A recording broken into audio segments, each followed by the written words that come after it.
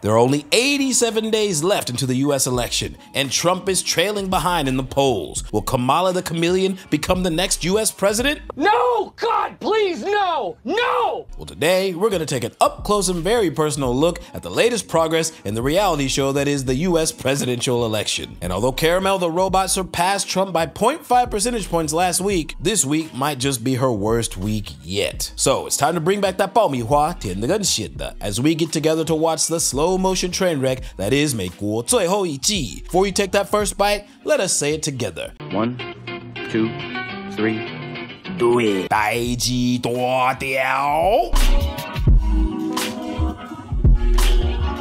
So first up, let me address something real quick. A few weeks back, we made a video on Trump's poll numbers, and quite a few people responded with allegations that this site was actually funded by the far right. 我跟你讲吼，不是安尼啦. This website collects polls from mainstream and independent sources to average and obtain the polling data. And this week, you can clearly see that Trump is lagging behind by half a point. Now, if you compare this with how Trump performed in 2016 and 2020, exactly 87 days before the election, my man was lagging behind by 5 full points, yo. And in the end, the polls underestimated Trump by 3 percentage points. Now, we all know that when it comes to mainstream media polls, they tend to lean politically left. And that means if Kamala is only leading by 0.5 percentage points, this could be very bad news for her in the end. It's true. But currently, there are some political betting sites who have Kamala ahead by 1 full percentage point. So things are really getting interesting. But you know what's even more interesting than that? By the way, do you like my buddy Felix's shirt? I love that. Felix, by the way, Mr. Trump. That's fantastic. Wow. Yeah, you got the grills on. I like that. Hey, I know. That's what I noticed. I noticed the grill. Nice to see you. Thank you. So both of these guys are two of the biggest online streamers in America, XQC and Aiden Ross. These two have a combined influence of over 20 million people, dude. Now last week, Trump appeared on Aiden's stream, did a little dance, and racked up 2 million views in 24 hours. But when it comes to certain political figures, not all streamers are playing that political game, yo. I got the fucking Secret Service calling me 5 times! I don't know goddamn about politics, my nigga. I don't know nothing. I don't know not a goddamn thing, my nigga. And one of them streamers is Kai Cenat, a man whose influence is well over 12 million people, yo. Now, many young people already know my boy Kai Cenat, as he actually recently visited our country. And it's also because his best friend and partner is the Taiwanese sensation Ray, who is constantly proving to everybody that you don't need to have good English to be loved and famous in America. Man, fuck China!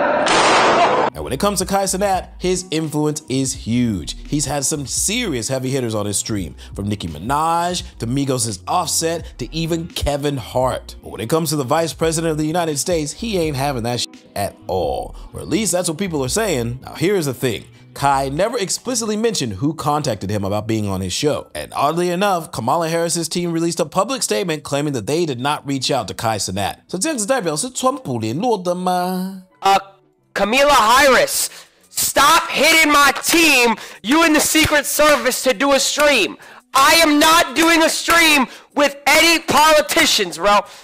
Yo, Secret Service, stop hitting my fucking team. Look for the sub. I'm not doing any stream, bro. Stop. Dude, even professional Fortnite player FaZe Ronnie ain't having that shit. And he called out Kamala by name. And here's the weird thing. Both Ronnie and Kai said the exact same thing, that the Secret Service reached out to them directly, not the campaign team. Now, it's hard to say whether or not Kamala Harris had actually tasked the Secret Service with reaching out to streamers on her behalf, but given Trump's current track record with the Secret Service, I doubt he'd even trust in the Banati White song, eh? And given the very interesting fact that both Kai and Ronnie made these statements within days of Trump appearing on Aiden Ross's stream, I think it's safe to say that Kamehameha has been booted out of chat. So about a week ago, I received this email from a group called Palette Media or Palette Management. And basically what they were asking for is $1,500 for anti-Trump content on TikTok. So they basically sent me this kind of like creator brief with all the asks that they have and everything, and like do's and don'ts, like don't show any form of support for Donald Trump and his allies, gloat about Harris and her allies, attack Trump supporters for their intellectual or personal values. So they're basically creating division and paying for division online, which is crazy. So me being me, I was like, I kind of got to investigate this stuff. So I started like emailing back and forth with the lady. So I basically said, thank you for sending over. I will review. Is this for the Kamala campaign or for like a PAX campaign? And basically I was able to investigate and find out that this is actually a campaign with Future Forward, which is kind of like one of the biggest super PACs, and they have like millions and millions of dollars, hundreds of millions of dollars for advertisements for the Biden campaign and for the Harris campaign. So of course I looked them up and I found out all this information about all the money that they have, and yeah. Anyway, I just kind of wanted to come on to show you guys that yes, I'll sell my booty, but I ain't gonna sell my values. But it don't stop at streamers and gamers, yo, as now it appears that Kamala Harris's campaign is reaching out to 只有风扇 gay influencers. Jesus Christ. 48000一个 post 很少欸. So needless to say, this don't make Kamala look good at all. But it is nothing compared to what went down at her rally in the battleground state of Michigan, where Kamala Harris might have single-handedly destroyed her artificial path to the White House. And she did it by doing what she does not do best, opening her goddamn mouth. So everybody knows that this year's election will be a very close call, and the majority of the decision comes down to a few battleground swing states. In 2016, Trump was trailing Hillary Clinton by 2 full points, but when it came to the swing states, he completely cleaned up, securing his seat in the White House. The conclusion? Swing states are important as fuck, yo, and this year, one of the most important swing states is Michigan. Fun fact, Michigan has 15 electoral votes, and another fun fact is that Michigan ranks in the top 10 US cities with the highest population of Muslims at 3%. And that brings us to Kamala's rally, which she held in that state just last week. And please do check out Project 2025, because I'm telling you, it is a plan. It is a plan to weaken America's middle class. Project 2025, if he is elected. It's all good. Look, if he is elected, Donald Trump intends to give tax breaks to billionaires and big corporations. So off rip, Caramel is ranting on about Project 2025, which for those who don't know is a far-right legislative proposal to transform America into a Christian hellhole, and also make Trump a straight-up dictator. Now, despite the involvement of nearly 140 members of his team, Trump has been very vocal in publicly denouncing Project 2025. In short, he don't want anything to do with this shit. But that did not stop Kamehameha from using this as a fear-mongering tactic against him. And as you can hear in the crowd, those are the loud voices of the Muslim protesters who were shouting vote no against genocide. Whatever could they be talking about? Israel has a right to defend itself, and how it does so matters. Hamas is a brutal terrorist organization. On October 7, Hamas triggered this war when it massacred 1,200 innocent people. So Muslims, along with the far-left support of Gaza and Palestine, has become a serious thorn in the side of the Democratic Party, especially since a large portion of the Chameleon's campaign funds have come from pro-Israel donors. And as you can see, Michigan Muslims do not take too kindly to this, yo. So let's see how Caramel responds. And he intends to end the Affordable Care Act. You know what?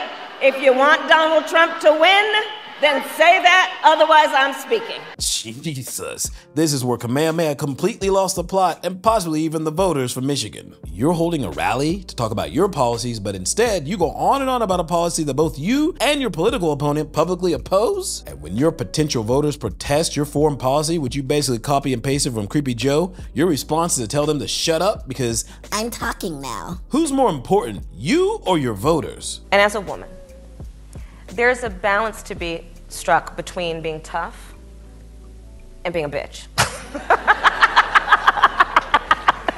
Turn that off. Hey, she said it, not me. And when shit goes down, it's pretty clear where her balance tends to lead. Now, she could have responded a lot better and flipped it in her favor with something like, hey, I support Gaza civilians and children more than anyone, and I will definitely be more proactive in promoting peace than Biden in Gaza. So let's talk about this after I finish here, after the rally, okay? Because what has been unburdened from the coconut tree can be burdened and unburdened by what has been burdened. What the hell are you talking about? Now, this would have been a politically safe and standard answer that could have swung things in her favor. But because you decided to interrupt this woman while talking, she decided to completely lose her composure in the worst way and result to a Jeepa level fear-mongering tactic, aka PUA. And in the final chapter, you will fully understand exactly why she did this. And the reason is sheen as fuck.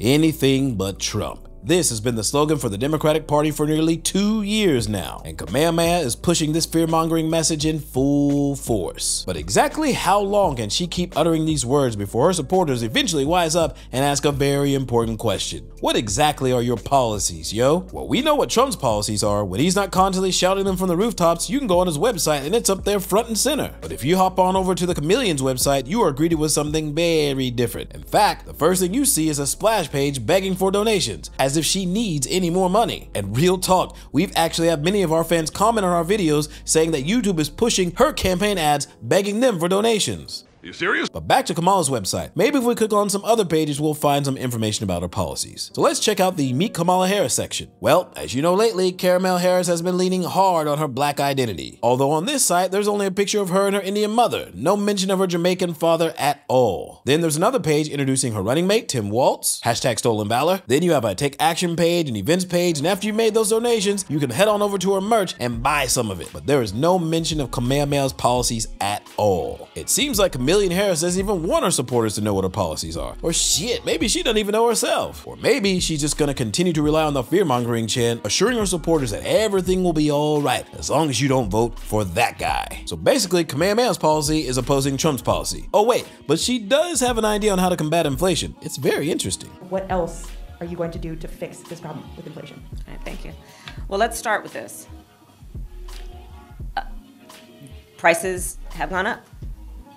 And families and individuals are dealing with the realities of that bread costs more, that gas costs more.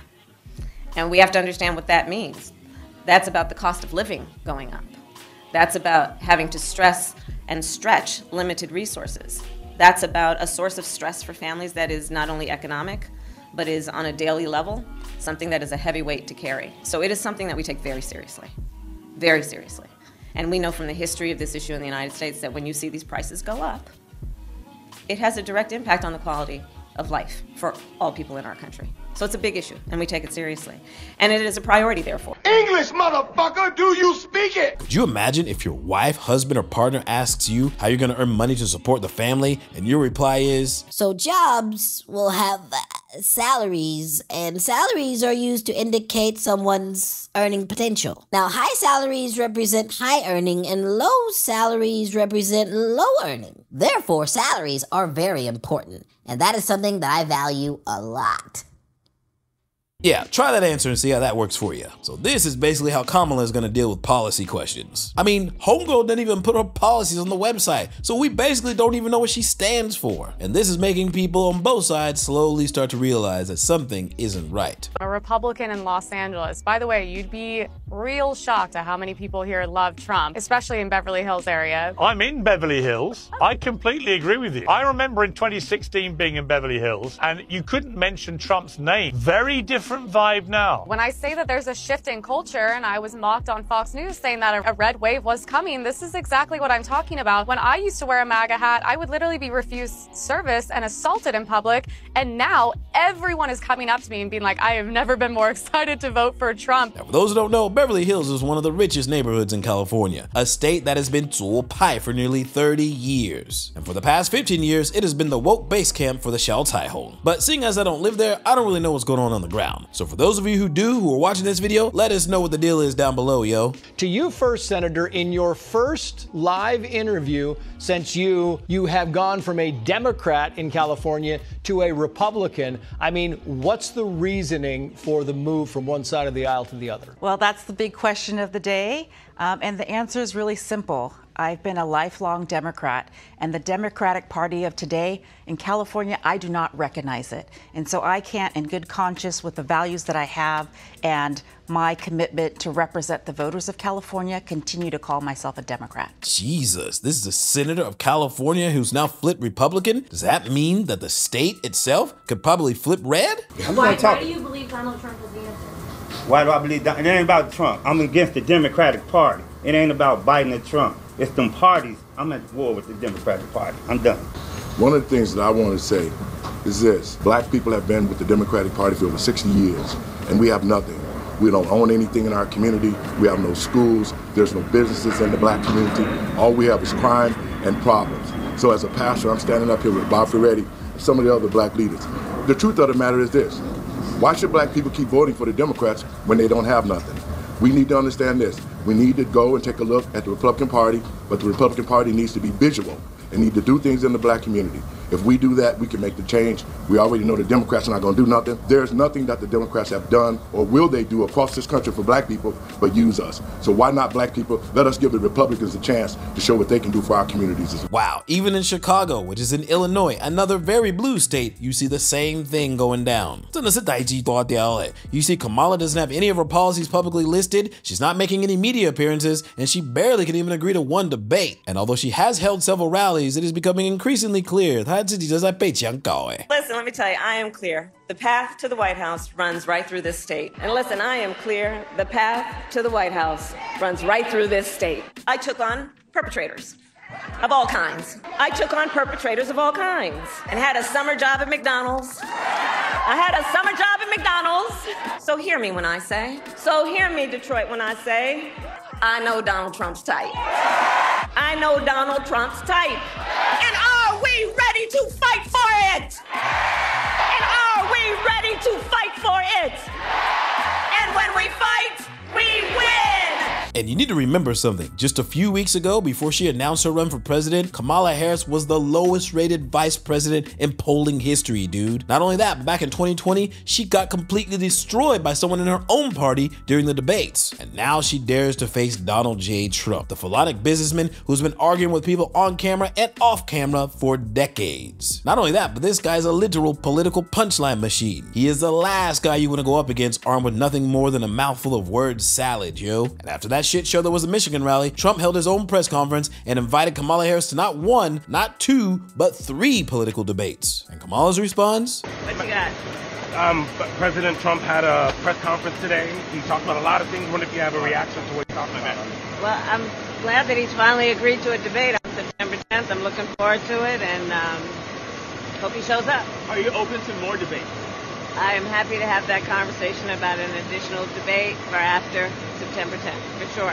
He proposed two more debates. Like I said, happy to have that conversation. So she's good for the one debate that was initially scheduled between Biden and Trump before Biden got pushed out of his own party. But when it comes to the other two, she is dodging them like Trump did them bullets on stage. And given her horrible debating history, I think it's safe to speculate that she's probably not entirely sure she can hold herself in one debate with Trump, let alone 3. And ultimately, this makes her look scared, which just might result in her supporters looking for the nearest emergency exit. But I guess we'll have to wait till Choyear to find out. If you ask me, it's gonna be an absolute bloodbath, dude. Caramel Harris is gonna be absolutely melted. I'm melting!